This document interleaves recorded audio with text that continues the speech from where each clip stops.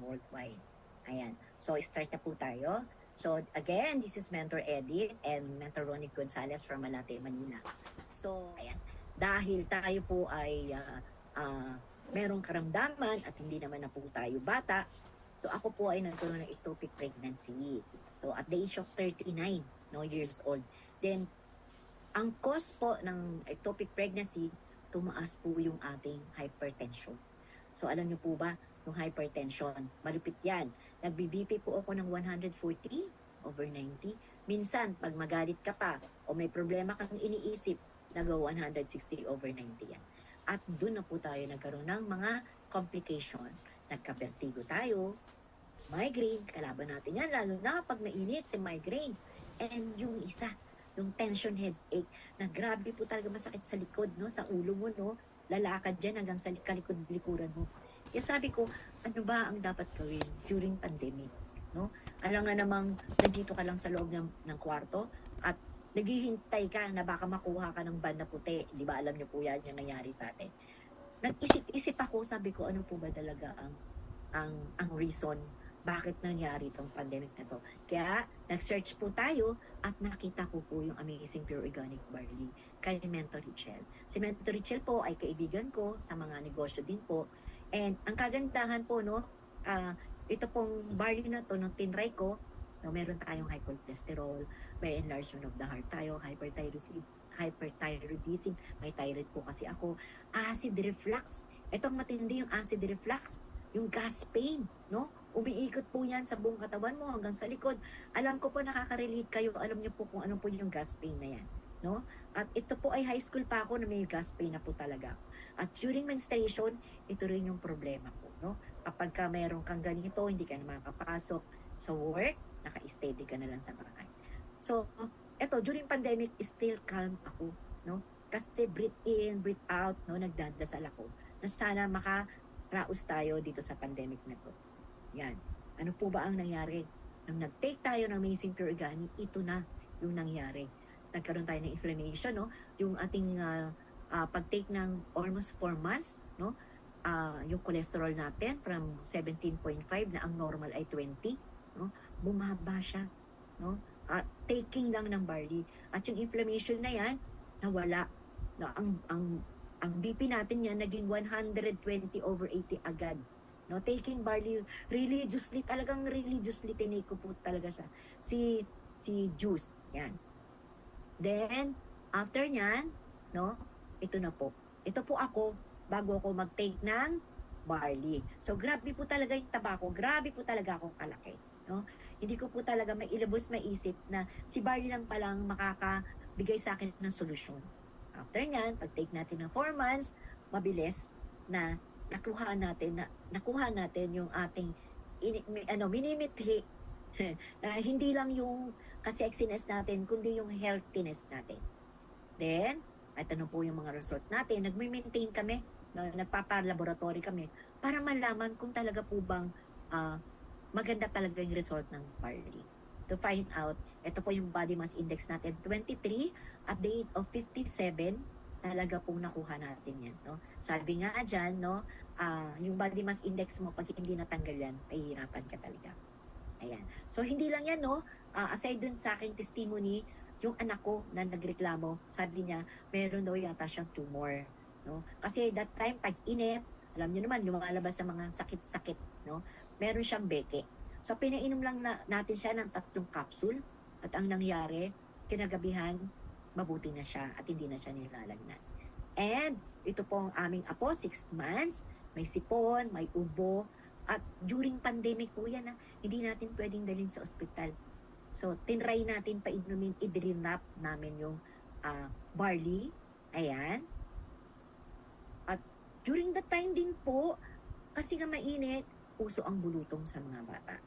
Bulutong, tigdas, pero naniwala tayo sa barley. Pinainom natin siya ng barley. Kalipas ng ilang araw, mabuti na siya. Ayan, back to normal na siya, pero pinapainom pa din natin siya.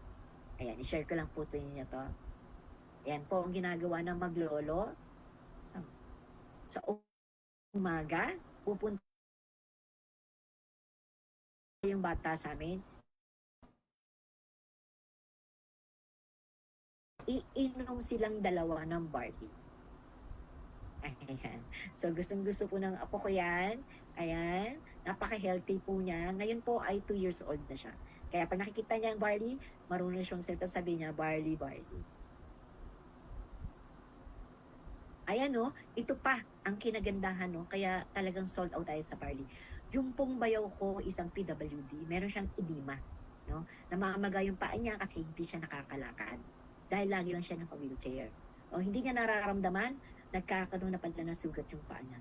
So pinaiinom natin siya morning at saka sa gabi bago siya matulog. Napakabilis po ng reaction ni Barley. At hindi lang yan, minsan may sugat siya, ibubudbud natin yung barley sa sugat niya. At ito, tinry ko din. Minsan, nagkalikot tayo ng paa. Ingrown. Ayan. Sobra pong sakit niyan. Nung gabi, kumikirot-kirot. Naisip ko, bakit hindi ko itaray budburan ng barley? At effective. Nakatulog ako kasi nawala yung parang nana niya. No? Kaya kinabukasan, ayan, nawa ako kasi meron na namang bagong testimony na pwede nating i-share ng result ng barley sa kanya kasi hindi na raw sumasakit ang likod niya. Itong kapitbahay namin, meron siyang acute urinary tract infection at may mga bukol siya sa liver. So, sabi ng doktor sa kanya, mahirap na raw gamutin yun. Pero alam niyo ba, nung binigyan natin siya ng barley, ayan na siya. No, pinupuntahan ko siya sa bahay nila at palagi na siyang umu-order ng barley ngayon, malakas na siya. Naghihintay na lang siya ng tamang oras para talagang na siya, tinda ulit. Ayan, so hindi pa yan, no? Hindi pa dyan nagtatapos. Ito pong librarian namin, no, nag-aaral ako sa UU, hinanap niya ako sa Facebook. Sabi niya, meron daw nangangailangan ng barley kasi meron may cancer. Ayaw niya sabihin, siya pala yung may cancer. At the age of 60, taga-SMDC siya. Nung nakita niya, ayaw naman daw niyang gumamit ng barley na nakikita niya online kasi natatakot siya dahil maraming fake. To find out, alam niyo kung anong nangyari sa kanya, kailangan siyang i-clear kasi kailangan niya magpa-opera ng katarata niya. At pag inom niya lang ng ilang sachet, no, gumanda yung condition niya, na-operahan siya. At ngayon, 6 session yung gagawin sa kanyang chemotherapy dahil meron siyang ovarian cancer. Ayan, ngayon, maganda yung sinasabi niya sa akin kasi gumaganda ang katawan niya. And soon, kapag financially able na siya, gagawin niya na si business. Ayan, so hindi na lang kami ngayon dalawa, marami na rin kami ngayon, marami rin kayo na share dahil dito sa napakagandang testimony na nangyari sa akin. At yan po, dahil dyan, no, iwanan ko rin kayo na napakagandang verse na sinabi ka rin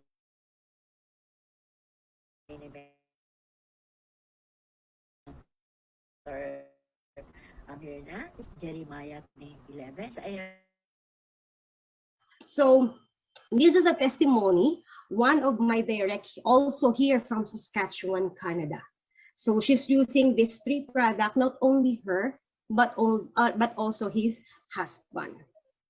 So here, as you can see, they're using pure amazing organic barley powder and capsule together with our amazing coffee mix with glutathione. So here in last January 2022, here in Canada, she did her general checkup. So on her appointment, the first thing that the doctor was concerned on her blood pressure. So here, as you can see in the picture, she has a high blood pressure of 160 over 110.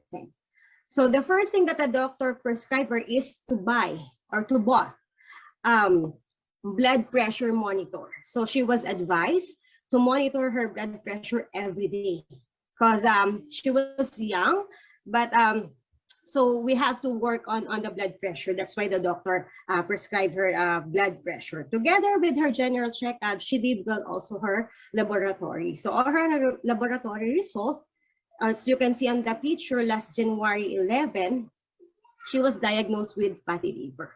So it was too high from 103. That's too high because as you can see, the range or the reference range is only 34. So that's too high, right? So together, that is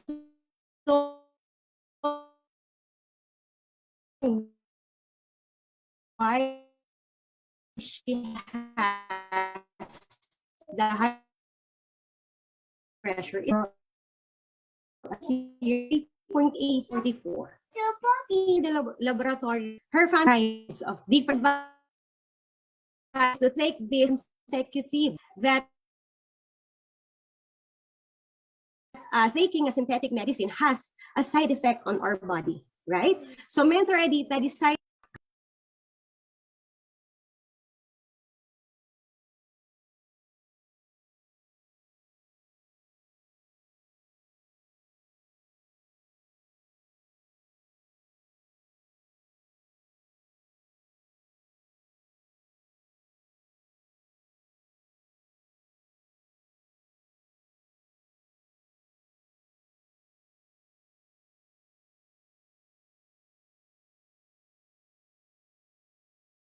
So dito, siyempre sa sobrang sipag po natin, no, kasi workaholic po ako eh, tipong hanggang pag-uwi, okay, matutulog na lang ako, iniisip ko pa paano kukota yung store, no, paano aayusin yung store, paano ko mapapaganda yung store, no, para lumaki yung benta. Pero hindi ko napapansin yung health ko. May mga sumasakit-sakit na before, hindi ko pinapansin. So akala ko normal lang po yun. Hanggang sa dumating po yung time, no, bigla pong lumaki yung tiyan ko 3 years ago. Oo, so akala ko buntis ako, no? Hindi pala. And first time ko rin pong ma-delay ng pagme-menstruation for 2 months. And dito, lumaki na nga po yung tiyan ko. Then pag-check ko, no, actually nakatatlong hospital po ako, no? So ito yung una ko, yung nasa left side, hindi nila na-detect yung sakit ko, no? And dito sa second side, sa right side, ito na yung second hospital na kung saan paglabas ko after 2 weeks, okay? Paglabas ko after 2 weeks sa hospital, hindi pa rin okay yung pakiramdam ko. Mas lalo pang lumaki yung tiyan ko. So nagpa-check up ulit ako. Sabing ganun, doktor, kailangan mong magpa-confine ulit. Then nagpa-CT scan po ako, no? So lumabas, okay, barado po yung bituka ko. So dumating yung time na kinailangan akong lagyan ng NGT sa ilong po yan, no? So mahaba po siya, no? Akala ko dinidikit lang siya sa ilong. Mahaba po siya. Okay, so hanggang ano siya, stomach nilalagay yung NGT na yan, na kung saan dito rin siya pinapadaan yung mga pagkain. Pero sa akin baligtad, dyan pinalalabas yung pagkain sa loob ng tiyan ko. Okay, so in short, okay, sobrang sarap kong kumain pero dito hindi po ako nakakain. Bawal po uminom ng tubig at the same time bawal din kumain.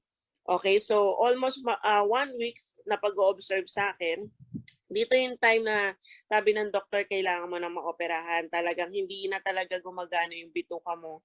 Barado na. Or else, pag hindi kasi daw inoperahan, sasabog yung bituka ko. So dahil no choice tayo, no, natanggalan tayo ng 18 inches na bituka, 23 na bukol yung nakadikit dyan ng endometriosis. And ito yung dito kami nagulat. Appendix cancer po yung lumabas. So rare case po yan sa buong mundo, no.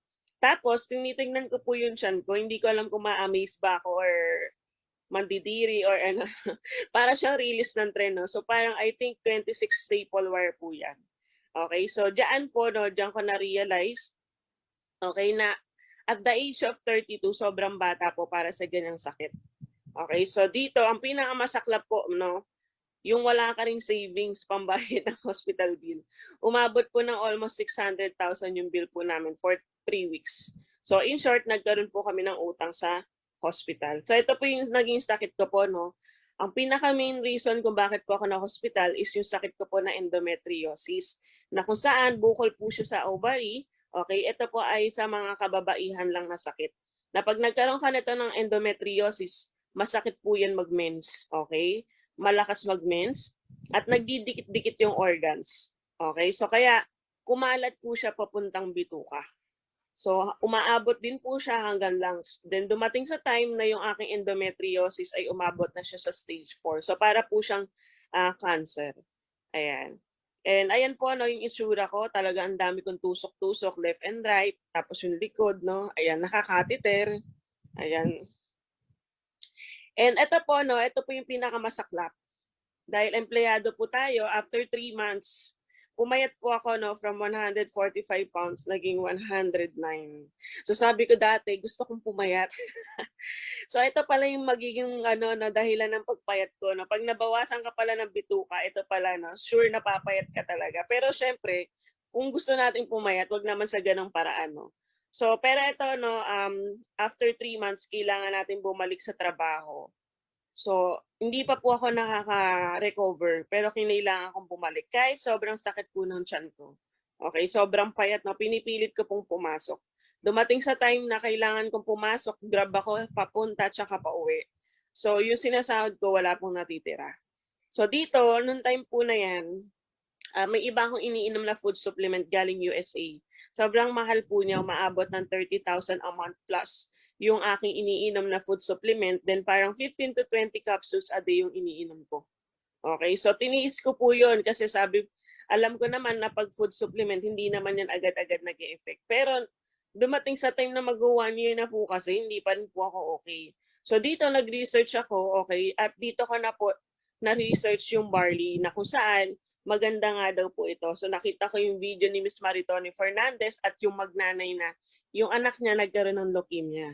So dito ko na po na-meet yung aking angel, no, si Mentor Nika Ugbamen at yung team ng Lions, no, sila Mentor Roan. Okay, so that time, sobrang ganda nung yung opportunity and yung products. Pero dito, ang nagustuhan ko talaga products lang. So nagmamadali po ako niyan, no. And dito, ang good news, nung nainom ko po yung barley, 1 box pa lang po, naramdaman ko kaagad yung effect niya.